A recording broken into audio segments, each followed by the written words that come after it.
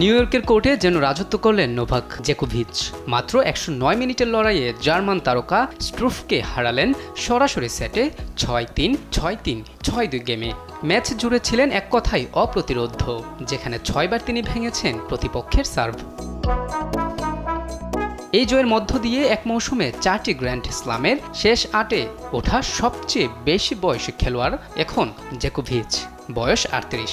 তবুও যেন বয়সকে হার মানিয়েই নিজের রেকর্ডই ভাঙলেন সার্বিয়ান এই মহাতারকা। শেষ 16 লড়াইয়ে তেমন চাপ সৃষ্টি করতে পারেননি বিশ্ব র্যাঙ্কিংয়ের 144 নম্বরে থাকা স্ট্রুফ।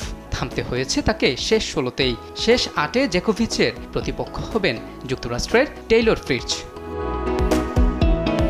দিনের আরেক ম্যাচে দ্বিতীয় বাছাই কার্লোস আলকারাজ সরাসরি সেটে হারালেন ফ্রান্সের আর্তুর রেদেয়ারনেসকে 7-6, 6-3 ও 6-4 গেমে জিতে শেষ 8-এ উঠলেন স্প্যানিশ এই তরুণ তারকা।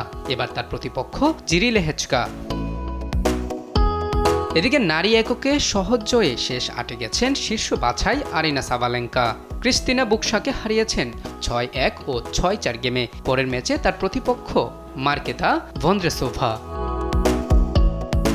রেকর্ডের পর রেকর্ড গড়ে টেনিস দুনিয়ায় অপ্রতিরোধ্য নোভাক জোকোভিচ। বয়সকে হার মানিয়ে এগিয়ে চলা এই কিংবদন্তির সামনে এবার চ্যালেঞ্জ টেইলর ফ্রিটজ। টেনিস প্রেমীরা তাই মুখিয়ে সেই মহারণের।